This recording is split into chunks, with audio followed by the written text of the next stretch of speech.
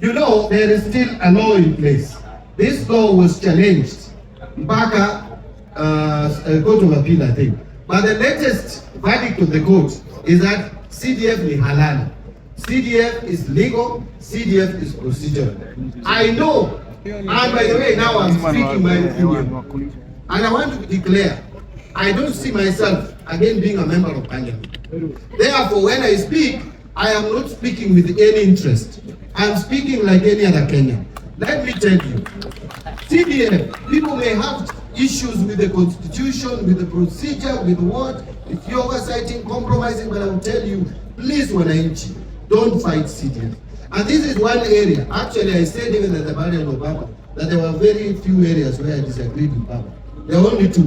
One, nimeaibishwa sana, Arsenal wamewin. Hata nimepoteza pesa because I actually bet that Arsenal can never win. So in return for the Arsenal and Man U, Baba was Arsenal, I am Man U. Now that is where we disagree. Number two, we disagreed with Baba on NGCDF because I have a feeling, a very strong one, that the money for CDF and the structure that is in place is good for our country.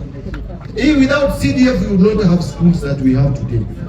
We would not even have the police stations and all this. So I am saying we can deal with those issues of conflict or whatever it is, but let us have NGCDF operating.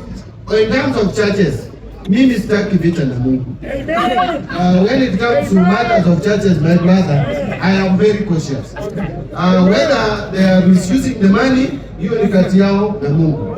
Wacha tupatie kanisa pesa ili tukunaye na waendelee kuhubiri, lakini maneno ya protect churches hiyo sitaki kuingia. With all due respect, here in Kenya, they don't pay tax. We say that is wrong.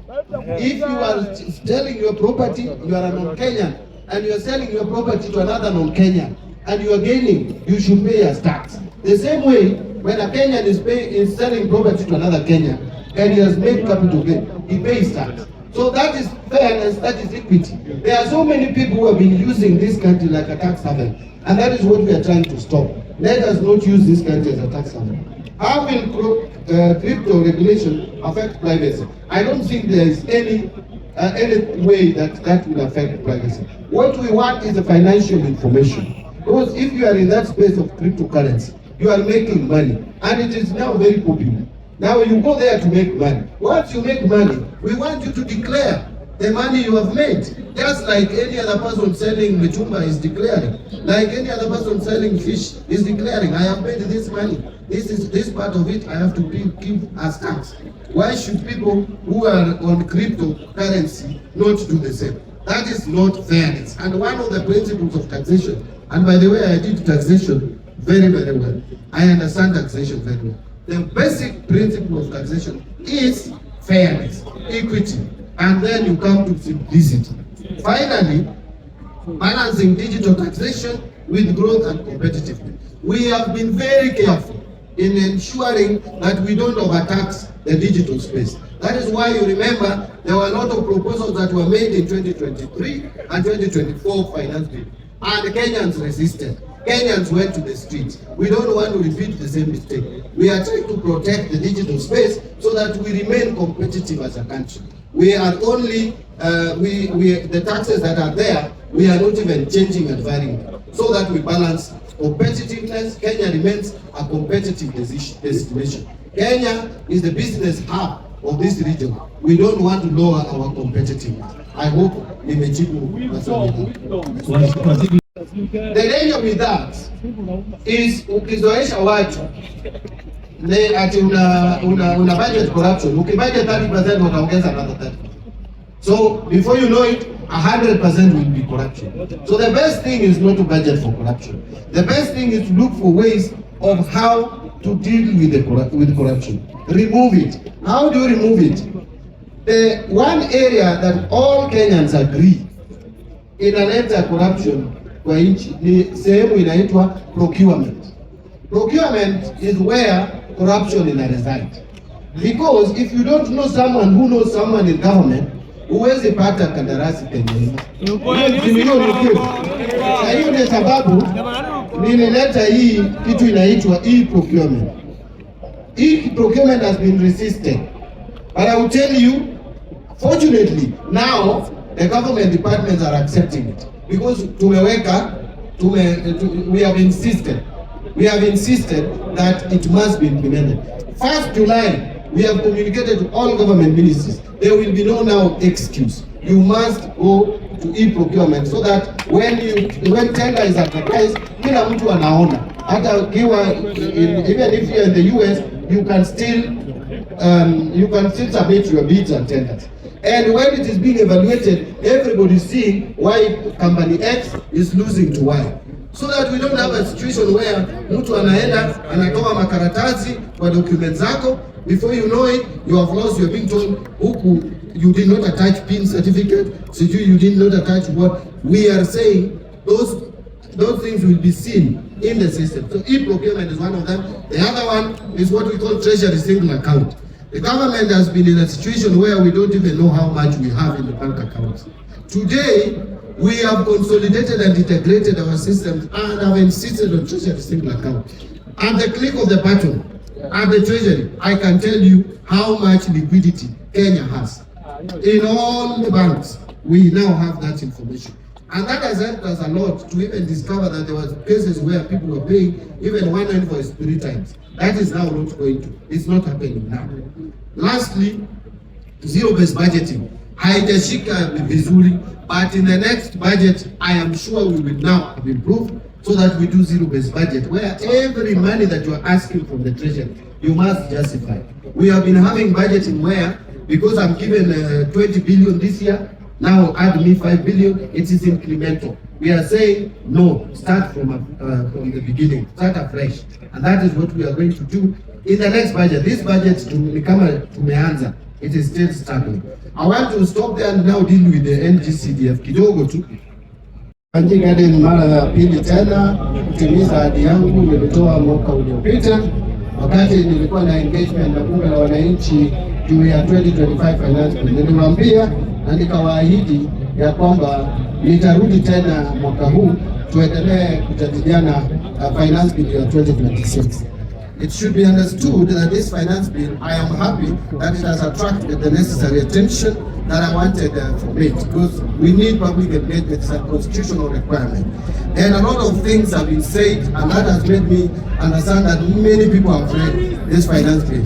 However, there are also a lot of misconceptions and propaganda flying around the finance bill. This finance bill has so many good provisions. One of them is that we are giving tax amnesty up to December of this year for those who, for one reason or the other, do not pay taxes in time, and therefore now they have been penalized, interest have been charged.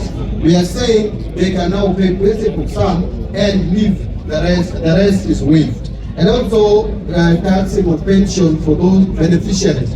The law allows pensioners to enjoy pension-free, tax-free pensions, but it does not allow beneficiaries the same. So now we are bringing this bill to regularize that, so that those beneficiaries, the children who have lost their parents, or a husband who has lost a wife, or a wife has lost a husband who is a pensioner, can also benefit. But there are a lot of propaganda about this bill. One of them is on this issue of funds. In terms of funds, what we are saying is when you import a fund into the country today, there are a number of taxes that you pay. Value-added tax at 16%. You pay excise duty at 10%. You pay customs duty or import duty at 25%. Import declaration fee at 2.5%. And then railway development levy at 2%. All that is 55%. 55.5%. And when you put your funds in the store, you have not even sold it, you have paid taxes, your liquidity is constrained. Now what we are saying is we don't tax any fund until the time it is sold. When it is sold, now you pay one tax, and that is excise duty at 25%. So we remove all these other taxes and only have one tax. And that, to me, is the way to go, simplifying tax and making it easy to pay. And so you also don't tie people's resources in the store or in the store. There are many propaganda about taxing land. There is nothing in the finance bill of 2026 of taxing land. There is no rental income tax in the bill being increased to 10%. That's another propaganda. There are a number of propaganda on monetization. We are going to dig into monetization that we are going to tap. That is not in this bill.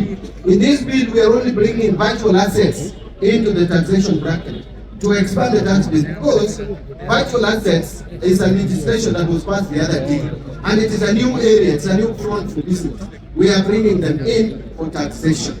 On the issue of cards, we are targeting those who are providing the platform to banks and other institutions. Something like Safaricom, we are not going to tax M-Pesa etc. because Safaricom is using their own platform. They are not contracted anymore. So that is excluded, and we have explained that to Safaricom. This bill, in a nutshell, as I summarize, we are engaging, and if there is any provision that is wrong, which is bad, which is offensive, just come forward. Don't generalize and give a blanket condemnation about the bill and tell Kenyans, reject. Why are you asking Kenyans to reject?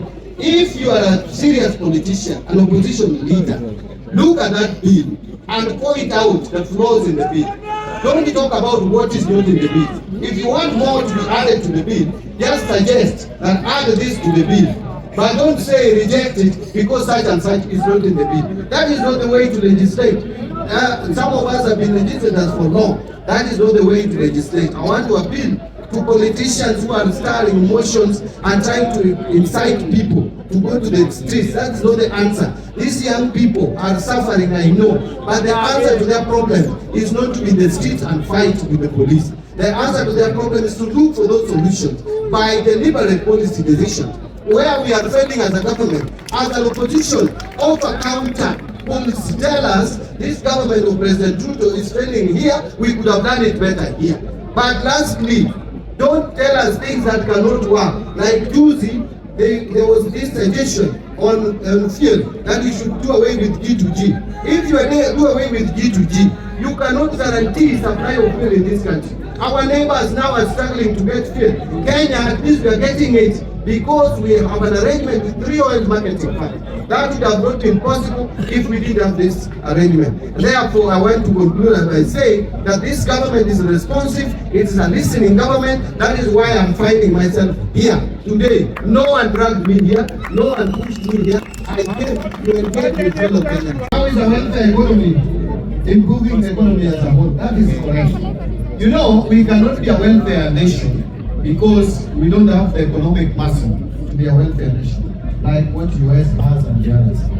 But we can support the vulnerable in society. It will again help, because it is what we call social investment. They are not, it's not supposed to be considered as expenditure. When you give an elderly some money, they will spend that money on the economy. If you give support to people who are vulnerable in whichever way they are poor, you give them capacity to start their businesses and they will contribute to the economy. So welfare economy is not so bad. That is why when we were in Azimio, although the figure looked to be was a bit big, but we talked about 6,000 per person. But it is something that we need to start thinking. Those Kenyans who are not able to get jobs, those Kenyans who are not able to fend for themselves, how do we support them so that they can also contribute positively in the economy? That is what we call welfare economy. On the misters and priority, I want to agree with you that yes, there's misters, some of it because of lack of communication from the government. And that is what I'm trying to do here, and that is what we have agreed as a government of President Ruto, that going forward, each minister must communicate well to the people, explain what they are doing. That is why I took my time to be here, to explain to you, you understand from the horse's mouth what exactly is being done. But beyond that, we must look at the priorities correctly. I agree that we must channel resources to the right places.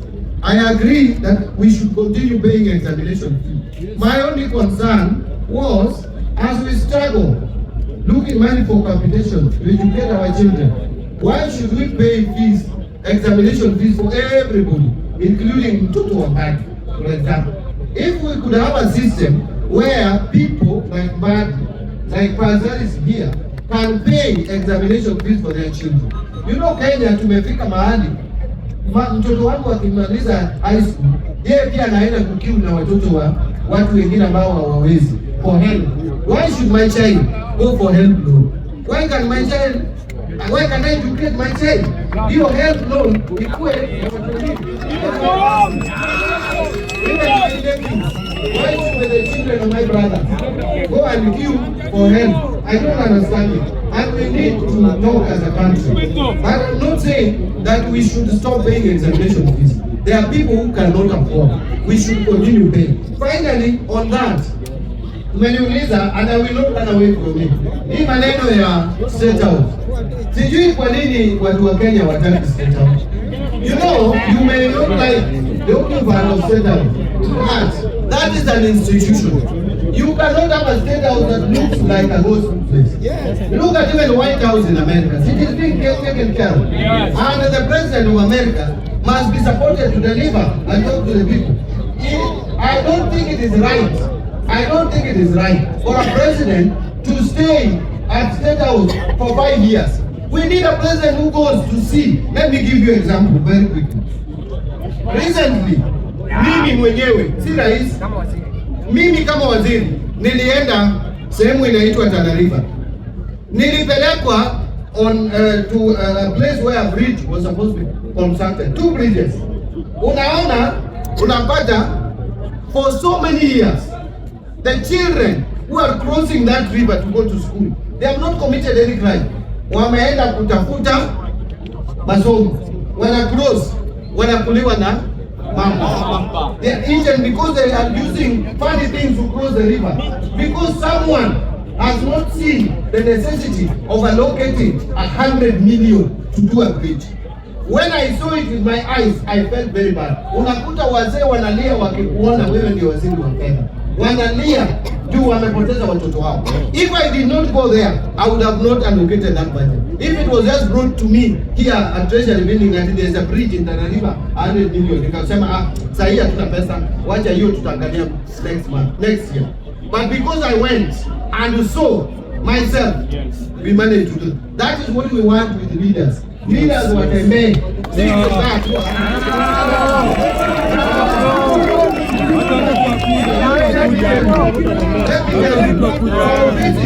We have enough officers there. I have people, budget department, directors, nani, wakae kwa ofisi. Mimi am a policy maker. You cannot make policy by sitting in as a politician. Hapa lazima uzungumze na wananchi. Ruto hapa. In our affect. President of Kenya should move out. The President of Kenya should go to Mombasa. He should go to Wajir. He should go everywhere to see the way he is moving. And that requires some money. Unless the only thing you should tell me, but please don't give the State House too much money. But don't say and don't allocate money to State House. Jameni, mnasema ati watu wasiende State House kukula. Sawa. Hiyo sehemu yote, I don't know how many acres is State House. Kwani hiyo tulijengea tu Ruto na bibi yake peke yao na watoto wao. It's for Kenyans. We need Kenyans to go there. Hapo hiyo ni State House ya Kenya. Si State House ya mtu mmoja anaitwa president. I support that we allocate resources to State House, but it should be modest. It should be average. We should not be over budgeting. And by the way, I've resisted a lot of requests from State House. You just don't know. I don't go shouting in the street saying waliitisha pesa nikakataa. Hata juzi tulisikia Lemetito anaenda bunge akicomplain. Comptroller of State House alienda bunge kulalamika. Anaambia wabunge treasury wameallocate less money. See, that is the kind of that is the kind of controls you need. If I gave him all the money, angeenda bunge. Lastly, imekubali. By the way, we are going to drop this place. Ngoja tu tumalize hii. Hii thing hatuta drop. Sawa. Gender-based violence and mental health, I have taken note of that. Otherwise, asanteni sana.